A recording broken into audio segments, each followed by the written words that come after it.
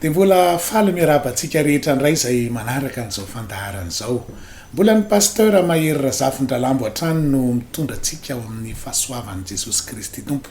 Izany fahasoavana izany iny anokatra ny masom-panahintsika indray ka tonga antsika hatakatra ny tenin'Andriamanitra rehetra izay omena antsika eto androany. Androany tsika mantsy dia hianatra ny zavatra tena mahafinaritra be anankiray indray dia ny filaharan'ny faminaniana rehetra hitranga mandra-pahatonga ny Jesosy Kristy na ny Chronologie Ny Fihaviany rehetra izay andrasantsika mandra-pahatongany. Ilayntsika izany mba azahoantsika mamantatra ny zavatra miandry antsika mba ho fampiomanana sy fampiambenana. Ny faminaniana lehibe roa andrasantsika aloha izany izao dia ny fifanarahana na ny fanekena fanaovan-tsonia ataon'ny Israela sy Palestina izay izarana ny tany ao Jerosalema ho fanjakana roa atao koa hoe solution à deux états. Izay ny voalohany izany hoe ho zaraina ho firenena roa Jerosalema ka isy Jordania ankehitriny na i Jodia ao anatin'ny Baiboly dia ho lasa firenena Palestina. Ny faharoa kosa dia ho zaraina koa ny fitoeran'ny tempoly ka ho afaka hifanakaiky ara-hivavaka eo ny jiosy sy ny silamo satria dia hiaraka iorina eo moské Al-Aqsa sy ny Dôme du Rocher eo ilay tempoly fahatelo izay ho atsangan'ny jiosy.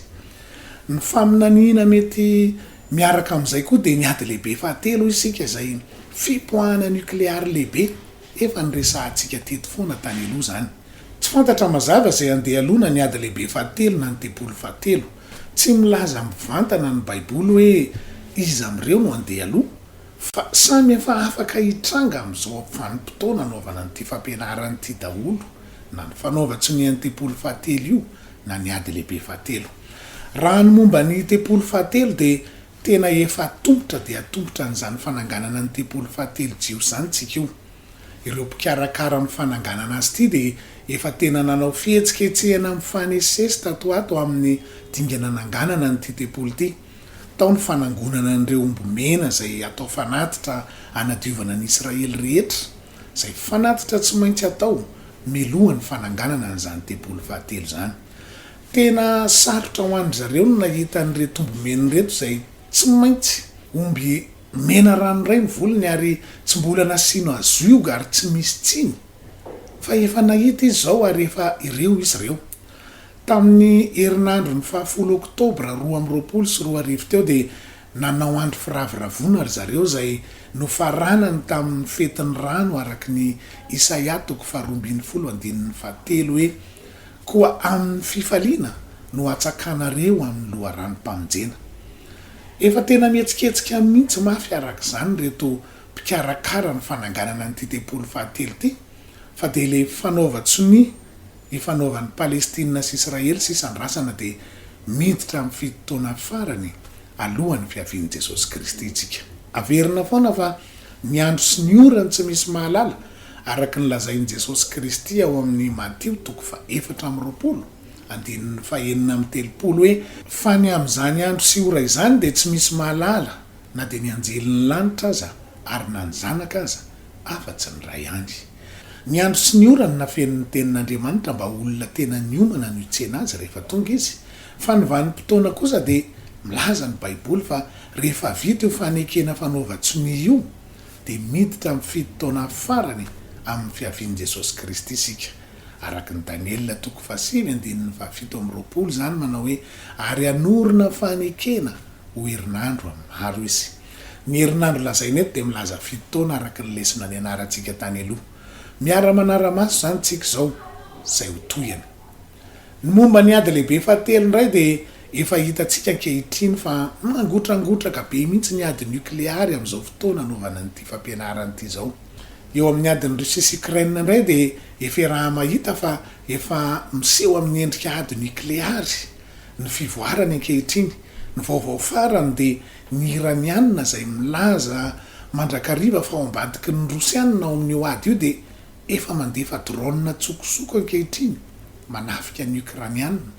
Nanao fairan'ny iranianina noho izany ny otanina. Tena miara mirona mihitsy izao ny rosianina sy ny iranianina amin'ny ady io. Eo ankilany miaraka amin'izany ny adiny Israely sy ny Iran izay tena efa miendrika ady nukleary ihany koa ary misy ifandraisany amin'ity adiny Ukraine ity noho izany. efa nazavaitsika teto fa tena efa mangotragotraka be daholo zany ary atahorana tonga ady lehibe fahatelo zay ady nucléaire lazain'ny baiboly ao amin'ny apokalipsy 7:7-10 ka hatramin'ny 5:10 manao hoe ny anjely fahenina nitsoka dia nahare feo avy tamin'ny tandroko ny alitara volamena eo anatrehan'Andriamanitra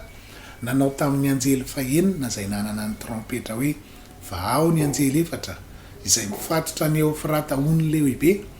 dia nivahana ny anjely efatra zay voomana ao amin'ny ora sy ny andro sy ny volana ary ny taona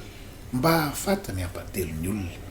Milaza io teny io fa ao amin'ny onony eufrata no pitika fo atonga ny ty ady lehibe fahatelo ty zay aringana ny hampatelony olona eto ambonin'ny tany. Zany hoe eo amin'ny 2.9 miliary eo zany no faty ao anatin'ny ora iray monja.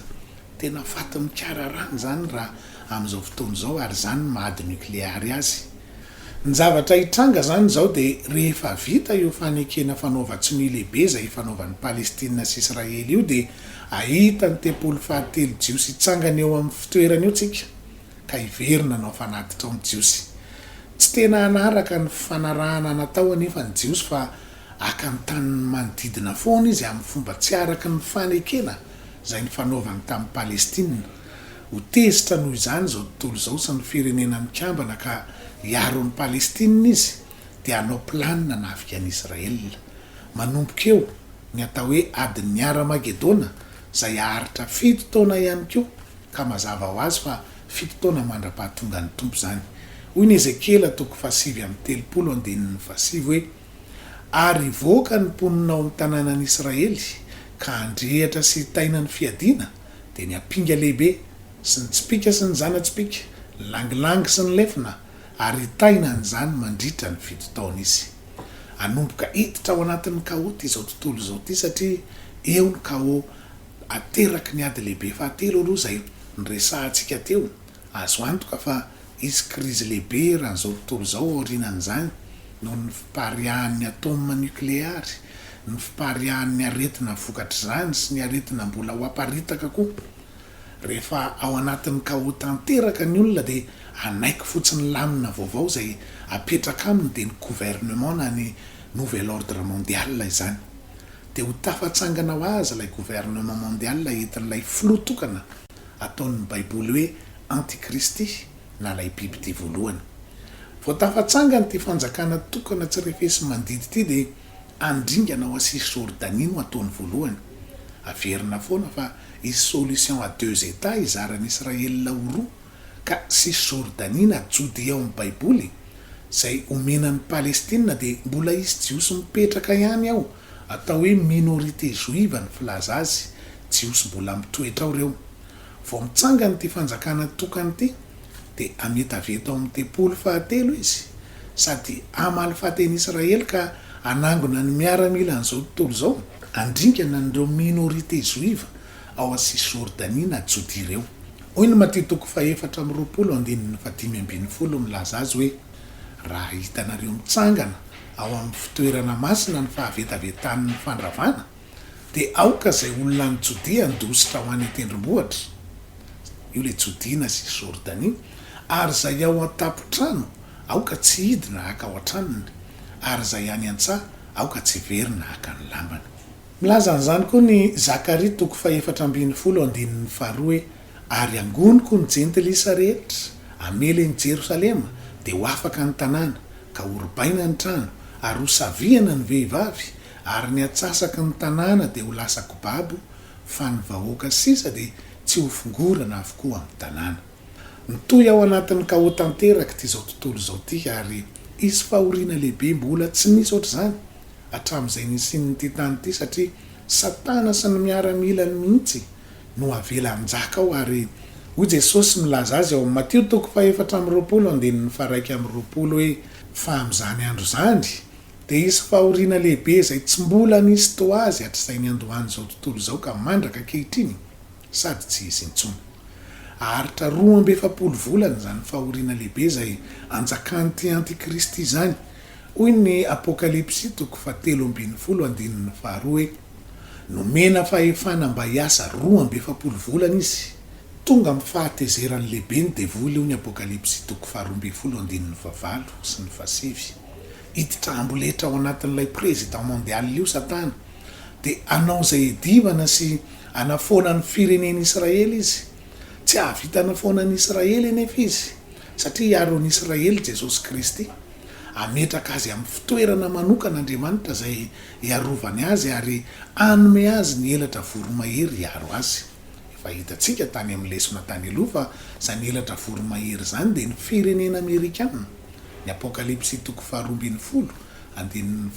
7:20 ka hatramin'ny 7:20 milaza azy hoe, ary rehefa hitan'ilay dragona fa nazera tamin'ny tany izy, dia nanenjika ilay vehivavy niteraka ilay zazalahy izy, ary ilay vehivavy nomena ny elatra roany voromahery lehibe, andinany ho an'ny hevitra ho an'ny fitoerany izay tezana azy fetrandro iray sy fetrandro roa ary atsasaky ny fetrandro mba tsy ho hitan'ilay menarana izy.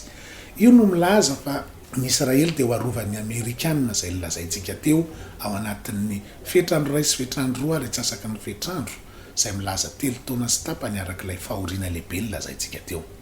Tsy Israely ihany no enjehan'ity fanjakana tokana antikristy ity fa ny olo-masina koa, ary dia hamono azy ireo mihitsy izy.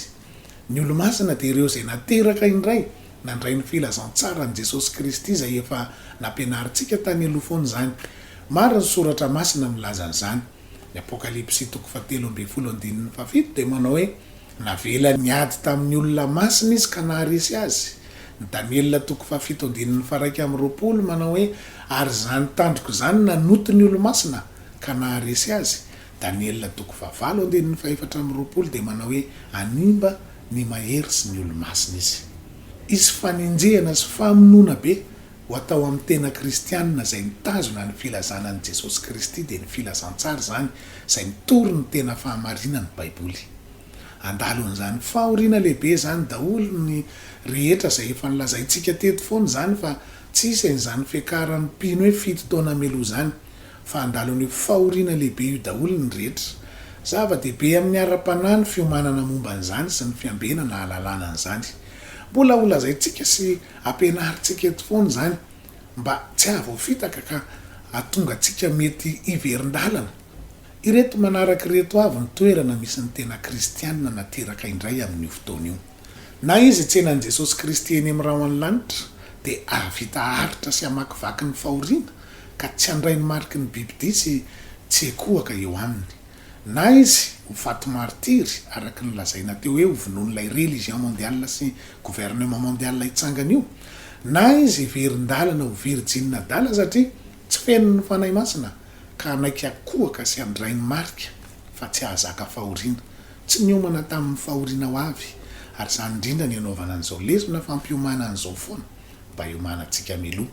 Josefa rehefa nampiomanana meloa dia nahavita ny mosary 7 taona satria niomana nanangona meloa izy fa tsy nipetraka fotsiny tamin'izao. Hoy ny apokalipsy 13:7 hoe, raha misy manatsofina aoka izy iaino. Rehefa tonga kosa ary Jesosy Kristy dia ho mpanjaka sy mpisoron'ireo olona masina ireo ka anjaka hiaraka aminy mandritry ny arivo taona ary anjaka mandrakizay avy eo.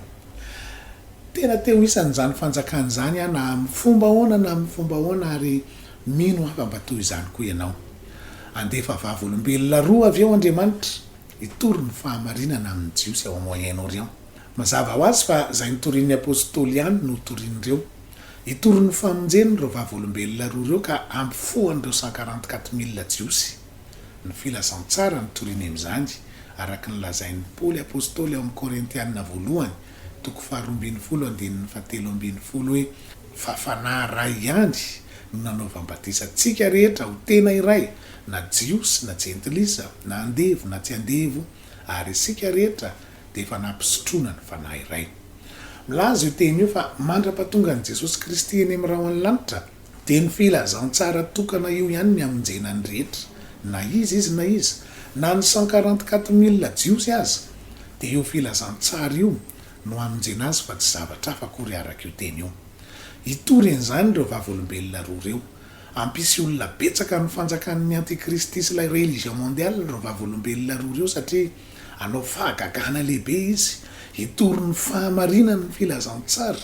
izay tsy ho zakan'ny olona izy nahoana ny tsy ho zakan'ny olona zany filazantsara toriany zany satria tory izy fa Jesosy Kristy no Andriamanitra tsy maintsy ateraka indray ny olona na ateraka ny rano sy ny fanahy vao mahazo miditra ny fanjakan'Andriamanitra tsy maintsy rano be ny anaovana ny batisa tsy maintsy miteny amin'ny fiteny tsy fantatra ny olona vao azo lazaina fa nandray ny fanahy masina ny apokalipsy 1:20 andininy 7 ka hatramin'ny 9 dia milaza momba n'ireo vavolombelona roa ireo manao hoe omeko hery ny vavolombelona roa ka aminany 720 andro izy sady tafy lamba fisaonana ireo lay azo oliva roa sy ilay fanaovanjery roa izay mitsangana eo anatrehan'ny tompony tany ary raha misy tahandratra ireo dia misy afo mivoaka mivavany ka mandany ny fahavaliny ary raha misy tahandratra ireo dia tsy maintsy ho vonoana toy izany koa izy ireo dia manam-pahefana andrindrina ny lanitra mba tsy hilatsahan'ny ranonorana amin'ny andro aminaniny ary manam-pahefana amin'ny rano koa izy ampody azo rasy ameliny tany amin'ny loza arak'izay andro tiany na oviana na oviana dia ho vonoany ireo vavolombelona roa ireo avy eo ho vonoana izy ro lahy lehibe an'ny gouvernement mondial sy ny religion mondial ka ny tompo avy eo ampiakatra azy velona ny an-danitra ao amin'ny 7 ka hatramin'ny 17 milaza an'izany hoe ary rehefa tanteraka ny filazany dia hiady amin'ny kosa ilay bibidia niakatra avy tamin'ny lavaka tsy hita nonoko ka andresy havaty azy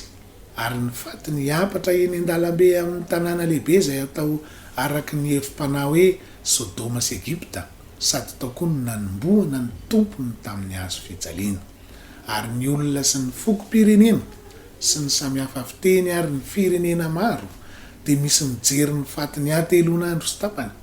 ary tsy avelany alevina ao pasana ny fatiny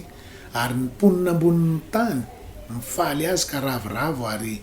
ifanaty zavatra izy satria nampangiry firy ny mponina ambonin'ny tany ro mpaminany roa ireo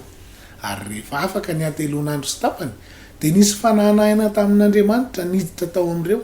ary nijoro tamin'ny tongony izy ka raiky tahotra indrindra izay nahita azy ary nahare feo mahery avy tany an-danitra izy roa nanao taminy hoe mekaraty dia niakatra ho any an-danitra tao anatin'ny rahoany ireo ary nahatsinjo azy ny fahavaliny ary tamin'izany ora izany dia nisy horohorontany mafy ka rava ny ampahafolon'ny tanàna ary maty tamin'izany horohorontany izany ny olona 7,000 ary raiky tahotra ny olona sisa ka nanome voninahitra n'Andriamanitra ny lanitra ny zavatra azo antoka dia hitondra fifohazam-panahy lehibe eto amin'izao tontolo izao ny fitoriana ataon'ireto vavolombelona roa ireo satria tena avy amin'Andriamanitra ireo hiara-iasa amin'ireo ny fiangonan'ny olo-masina ty amin'ny andro farany avy eo dia ho ritra ny on'ny eofrata satria ho tarihan'ny reto président mondial sy religion mondial reto miara-mila an'izao tontolo izao andeha amin'izany on'ny eofrata izany ka anafika hatrany Israel anafika any Jiosy hoy ny apokalipsy 1:12 hoe ary ny 9 napidina ny taon-doviany tamin'ny eofrata hony lehibe dia ritra ny ranony anamboarana ny lalan'ireny mpanjaka avy tamin'ny fiposahan'ny masoandro ary nahita fa indreo fanahy maloto 3 tahaka ny sahona avy tamin'ny vavan'ilay dragona sy tamin'ny vavan'ilay bibidia ary tamin'ny vavan'ilay mpaminany sandoka fa fanahany demonia ireo ka manao famantarana sady makany amin'ny mpanjaka amin'izao tontolo izao mba hanangona azy ho amin'ny adin'ilay andro lehibe an'Andriamanitra tsy to dia ny 15 manao hoe indro avy toy ny mpangalatra sambatra izay miambina ka miaro ny fitafiana fa ndrao mandeha mitanjaka izy ka hita ny famianarany io no atao hoe avertissement à la dernière minute rehefa ritra zany ny on'ny eofrata dia mandeha fa avertissement ho an'ny olona Jesosy Kristy hoe indro avy toy ny mpangalatra sambatra izay miambina ka miaro ny fitafiana fa ndrao mandeha mitanjaka izy ka hita ny famianarany sika tokoa mantsy ry havana rehefa natao batisa tamin'ny anaran'i Jesosy Kristy dia mitafy amin'ny Kristy araky ny Galatiana 3:17 hoe fa na iza ianareo no natao batisa ho an'i Kristy dia mitafy amin'ny Kristy dikany dia nomen'Andriamanitra fitafiantsika rehefa avy tena nibebaka ka natao batisa tamin'ny anaran'i Jesosy Kristy inona le fitafiana Kristy le fitafiana hoy ny teny teo iza moa Kristy hoy ny Jaona 4:4 hoe izao ny lalana sy fahamarinana ary fiainana. Rehefa vita batisa tamin'ny anaran'i Jesosy Kristy zany tsika dia mitafy lalana, lalan-danitra. Ny dikany hoe tafiana dia ekanjona, fa ara-panany resaka eto zany hoe iainana andavanandro mihitsy. Mitafy lalan-danitra tsika zany hoe mivonona ndeha amin'ny fiainam-pahamasinana amin'izay, satria masina loatra zany lanitra andehanantsika zany ka mitodo makany ny lalantsika. Mitafy fahamarinana ihany koa, mitafy asa marina. Rehefa mandeha amin'izany lalan-danitra zany tsika dia asaina mandeha amin'ny fahamarinana mahadinika indrindra. Mbola ho amafisitsika eo ihany zany fa rehefa tena ritra ho ihany ny ofrata teo dia mampitandrina ny olona Jesosy Kristy fa ho avy ambony nahatra lehibe izy, ametraka ny fanjakany eto ambonin'ny tany eto izy mandritra ny arivo-taona. Ka rehefa maheno an'izany tsika hoe ritra zany ny on'ny ofrata dia mila tena efa madio ny akanjom-panahintsika rehetra, satria efa tsy fantatra intsony ny andro sy ny ora tongavan'ny tompo amin'izany. Fa mandra-pahatongan'izany aloha dia mila miofana ho tonga tena virjina madio an'i Kristy mba hanana antoka zato isan-jato, fa tena hiakatra marina tokoa tsika. Miatomboka amin'ny fahaterahana amin'ny rano sy ny fanahy, ny vavahady idirana amin'izany dia mandeha amin'ny fiomanana sy ny fiambenana izay efa nianarantsika teto foana hatramin'izay, satria fiangonana tsy misy pentina sy fiketronana no hiakatra. Araka ny Efesianina 5:7 hoe fiangonana malaza tsy misy pentipentina na fiketronana na izay toy izany, fa mba ho masina sady tsy misy tsiny izy. Tsy hainy nofo zany, tsy vita ny fahaizako sy ny fianarana nataoko zany na ny firazanako, fa ny fahafenon'ny mofanahy masina amin'ny fotoana rehetra no ahavitako an'izany, satria tsy izany tsara na izany masina sy marina, fa Jesosy Kristy ny tsara. Izy ny masina sy marina, ka ny fanahy masina no nanamasina sy nanamarina tamin'ny alalan'ny fahaterahanam-baovao izay niraisiko. Ka dia faly andro any, satria mba anisan'ny olom-boafidy vao vela eloka tamin'ny batisa tamin'ny anarany ary feno ny fanahy masina mandrakariva, mba izy no hitari-dalana ho any amin'ny sitrapony mandrakariva mandra-pahatonga ny an-danitra. Raha mety ianao dia afaka ho toy izany koa rehefa tena nateraka ny rano sy ny fanahy marina. Rehefa ritra ary ny on'ny ofrata dia anaraka ny lalan'ny on'ny ofrata ny miaramila an'izao tontolo izao tarihan'ilay président mondial sy ny religion mondial nafika an'Israely. Amin'ny andro sy ora izay tsy misy mahalala ary dia ho tsofina ny trompetra farany, izay trompetra fahafito amin'ny fahatongavan'i Jesosy Kristy, aka ny mpino eny amin'ny raho any-lanitra amin'ny ananganana n'ireo maty tao amin'ny Kristy sy hanovanan'ireo olo-masina amindray ny mpimaso, araka ny Korintianina 1:15-20. Milaza an'izany keo ny Tesalonianina 1:4-4 sy ny 17 hoe fa ny tenan'ny tompo no hidina avy any an-danitra amin'ny fiantsoana sy ny feon'arkanjely ary ny trompetra an'Andriamanitra, ka izay maty eo amin'ny Kristy no hitsangana aloha. Ary rehefa afaka izany dia isika izay velona ka mbola mitoetra no akarina hiaraka amin'ny eny amin'ny rahona hitsenan'ny tompo eny amin'ny habakabaka, dia ho any amin'ny tompo mandrakariva isika. Fanantenana mahafinaritra izany ry havana, ary tsy misy deuxième session ekarana izany, fa indray mandeha ihany ny fiakarana tena itsika, dia io fiakarana io izay ao aoriana ny fahoriana lehibe. Hoy ny Apokalipsy 20:1 hoe sambatra sy masina izay manana anjara amin'ny fitsanganana voalohany, ireo izay tsy mba nanany fahafatesana faharoa fahefana, fa ho mpisoron'Andriamanitra sy Kristy ireo ka hiara-njaka amin'ny arivo-taona. Hoy ihany ny Mateo 4:7 milaza azy an'io fiakarana io hoe ary raha vo afaka ny fahoriana amin'ireo andreo. Hitanao, io no milaza fahoriana ny fiakaran'ny mpino.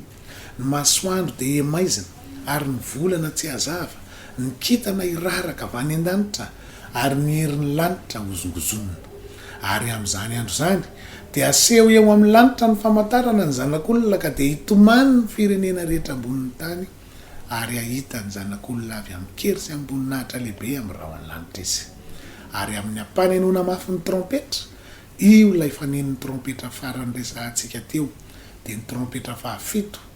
dia aniraka ny anjelina izy ary angoniny ireo olom-boafidy avy amin'ny vaza tany efatra hatramin'ny faravodilanitra rehetra. io lay efekaratsika hiakatra hitsenany tompo eny amin'ny abakabaka ireo fiangonana olo-masiny ireo rehefa maneno ny trompetra fahafito araky ny voalaza teo afaka ho izasenao zany de hoy ny andinin'ny faefapolo sy ny faraiky amby efapolo hoe am'zany isy rolany antsaha ny anankiray ho raisina ny anankiray avela ary isy rovavy manodina ny fiksoam-bary ny anankiray ho raisina ary ny anankiray avela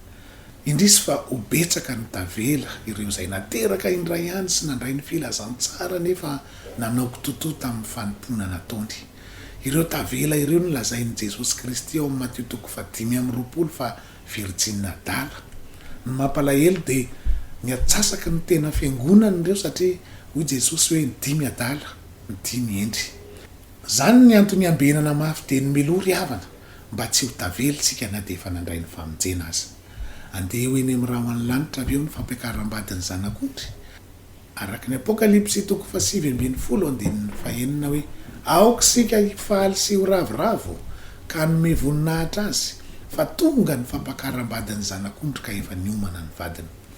ary nasaina ny tafirongony fotsy madinika sady madio no mangatsakatsaka izy fa izany rongony fotsy madinika izany de ny asa marina ataon'ny olona masina milaza ny fotoana mahafinaritra indrindra zay fihavian'i Jesosy Kristy io zay milaza fa efa niomana ny vady ampiakarina ka nasain'ny tahiry lay fitafina izy zay asa masina sy marina madinika indrindra ho ny soratra masina teo zany hoe rehefa tapa-kevitra naradian'i Jesosy Kristy ny olona de tsy maintsy atao batisa amin'ny ranobe amin'ny anarany ary mandevina ny otany aloha de mandeha amin'ny lalana masina sy marina madinika indrindra izy avy eo tsy mandaingana de faran'izay lainga madinika indrindra azy tsy mangalatra na de faran'izay alatra madinika indrindra azy tsy manao risirisy tsonona de faran'izay madinika indrindra azy miaina ny fahamasinana sy fahamarinana faran'izay madinika indrindra fijangajangana sy ny faminon'olo reny de tena efa hotavavety be zay efa tena fady indrindra fa nytakina de ny fahamasinana sy fahamarinana madinika indrindra araky ny resaka teo ny fahafenon'ny fanahy masina mandrakariva no havitanan'izany satria tsy vita ny nofontsika izany ho ny teny teo izany no mahatonga antsika tsy maintsy hoe ateraka indray ateraka ny rano sy ny fanahy araky ny Jaona 7:15 sy ny asan'ny apôstôly 2:2-7 zay manao hoe mibeba ary aoka samy atao batisa amin'ny anaran'i Jesosy Kristy ianareo rehetra mba azo fahamelana ny elokareo ary ianareo andray ny fanomezana dia ny fanahy masina izany ny tenin'ny filazantsara tsy maintsy raisitsika mandritra n'izany fotoana izany de ravan'Andriamanitra ilay fiangonana lehibe zay noforon'ny religion mondiale atao hoe Babilôna lehibe ny lazan'ny Baiboly azy hoy ny apokalipsy 9:7 hoe ary ny tanàna lehibe de vaky telo toko ary rava ny tanàna ny firenena maro ary Babilôna lehibe de nitsarovana teo anatrehan'Andriamanitra mba homena azy ny kapoka ny divay ny firehetany fahatezerana zava-mitranga eto de isororo-tany lehibe sy loza voajanahary lehibe azo ny olona zay mbola tavela eto ambonin'ny ty tany ty zay tsy tafakatra noho ny fahatezeran'Andriamanitra hoy ny Baiboly teo de hoy ny toy ihany teny ao amin'ny andinin'ny 2 hoe ary ny nosy rehetra nandositra ary ny tendrombohitra tsy hita intsony ho divitry ny ranomasina daholo ve zany ny tendrombohitra rehetra amin'ny nosy ka tsy ho hita intsony Madagasikara de nosy tsy fantatro zay hitranga eto amin'izany fa izay aloha ny lazain'ny Baiboly ary nisy avandra vavety ny latsaka avy tany an-danitra ho an'ny olona tokony ho lanja talenta iray avy ary ny teny ratsy an'Andriamanitra ny olona no ny loza avy tamin'ny avandra fa lehibe loatra izany loza izany isy avandra vavety latsaka avy any an-danitra mety ho meteorita ve zany ny tenin'ny apôstôly Jaona lazaina amin'izany satria izany avandra toy ny lanja talenta izany de milanja 2.7 kilao mahery zay ny lanjan'izany hoe lanja talenta izany ao amin'ny Baiboly mandritra n'izany fotoana rehetra izany de mbola mandeha ny ady ao Aramageddona miaramila n'izao tontolo izao mbola manafika ny Israely ny zavatra hitranga de tsy anapory eto miaramila ireto fa ny fireneny Israely ny tafiany kanjo Jesosy no hitsena azy sy ady aminy ao amin'ny fihaviany be voninahitra lehibe amin'ny fotoana tsy isy fanantenana intsony ro miaramila Israelianina satria voatoby manodidina tanteraka izy ireo de atsiary ireo zay mahay ny tenin'Andriamanitra hoe raha marina tokoa ny Baiboly dia eto ny mesiny ho tonga fa izany tokoa no hitranga hivoaka hiaraka amin'ireo izay mpino nanaraka azy izay vady ny ara-panahy Jesosy Kristy hiady amin'ireo miaramila n'izao tontolo izao ireo sady tsara n'ireo virjinina dala tsy tafakatra ireo izy sady ireo izay tsy nandray ny filazantsara koa dia ho tsarainy hoy ny apokalipsy 7:10 hoe ary nahita ny lanitra voasokatra ka indro nisy soavaly fotsy ary izay nitaingina azy atao hoe mahatoko sy marina ary amin'ny fahamarinana no hitsarany sy adiny ary ny atoko ny miaramila ny an-danitra dia nanaraka azy samy mitaingina soavaly fotsy sy ny akanjo rongony madinika sady fotsy no madio ary misy sabatra maranitra mivoaka avy amin'ny vavany mba hamelezan'ny firenena ary izy anapaka azy amin'ny tembe ary izy no manitsaka ny famiazana ny divain'ny firehetan'ny fahatezeran'Andriamanitra tontolo ry havana malala misy sabatra maranitra mivoaka amin'ny vavany hamelezan'ny firenena hoy ny teny teo milaza fitsarana zany izy fitsarana tokoa ho an'izay rehetra tsy tafakatra hoy ny Tesalonianina 2:7-7 hoe raha iseho Jesosy tompo avy any an-danitra ambanin'ny anjelin'ny heriny amin'ny afo midedadeda amaly izay tsy mahalala an'Andriamanitra sy izay tsy manaiky ny filazantsara ny Jesosy tompontsika dia olona izay hiara-ny fahamaliana marina dia fahaverezana mandrakizay avy amin'ny fanatrehan'ny tompo sy ny voninahitry ny heriny ho avy tsara ny tsy fahamarinana sy ny tsy fahamasinana rehetra izy ary anangana ny fanjakany eto amin'ity tany ity mandritry ny arivo taona tapitra hatreo ny fanjakan'olombelona fa Jesosy Kristy no tompo ny tompo sy mpanjaka ny mpanjaka mandrakizay ny fanantenana mahafinaritra teneniko anao dia hiara-njaka amin'ireo olo-masina rehetra izay mandray ny filazantsara ny bebaka marina nanaiky natao batisa tamin'ny anaran'i Jesosy Kristy ho famelan-keloka ary nandray ny fanomezana dia ny fanahy masina ny teny amin'ny teny tsy fantatra foana ho ihany fandraisana ny fanahy masina efa hitantsika teto foana zany ary zava-miafina sy lakile anankiray lehibe atoroko anao zany ny fanjakan'olombelona dia 5 taona ny mandat présidentiel raha ela indrindra fa izany ny matimatesan'ny olona sy azaka zany fa rehefa tonga io fanjakan'i Jesosy Kristy izay efa kaikely ho avy io dia anjaka arivo taona eto tany miaraka aminy aloha ny olo-masina ary hiara-anjaka mandrakizay tsy manam-pahataperana kosa ao a Jerosalema vaovao rehefa avy eo mety mampatahotra anao mitory-teny androany fa hoy aminao hoe tsy mbola tary ianao satria mbola mivony varavaran'ny famonjena na dia mbola ao anatin'ny mety ataonao hoe fahalitoana tsy mendrika azy ianao amin'izao fotoana izao dia mbola mety hanana fanantenana ho voasasa ianao ho masina sy marina nataon'ny Baiboly hoe olo masina ka hiara-anjaka amin'ny Jesosy Kristy ka na dia mbola mihevitra fa ao anatin'ny fahotana aza ho any ianao dia hoy ny Korintianina 1:1-2 hoe ary efa mba toy izany ihany ny sasany taminareo saingy efa voasasa ianareo efa no hamasinina ianareo efa no hamarinina ianareo tamin'ny anaran'i Jesosy Kristy tompo io ilay batisa amin'ny rano be amin'ny anaran'i Jesosy Kristy tompo sy tamin'ny fanahin'Andriamanitsika io indray ilay fandraisana ny fahafianon'ny ny fanahy masina teny amin'ny teny tsy fantatra mampahery ianao raha te hiara hiomana sy hiambina aminay ianao dia tongava ao amin'ny espace CBA bypass ampita ny domaine lasora andraisanao an'izany fahatsapahana sy famonjena lehibe izany afaka hifampitantanytsika mandra-pahatonga ny Jesosy Kristy eny amin'ny raha any lanitra amin'ny fampianarana rehetra fiomanana sy fampiambenana ara-panahy ilain'ny fanahinao amin'izao andro faran'izao tsy fampianarana mampitetehaka sy mampiorakoraka anao fotsiny ntsony ny ilain'ny fanahinao amin'izao andro faran'izao fa atombotra ny andro efa ora faran'izao ny devoly dia anao foana ny fomba rehetra tsy hatongavanao amin'izany fa hivavaka ao anao zay aza vela isanakana anao tsy ho tongany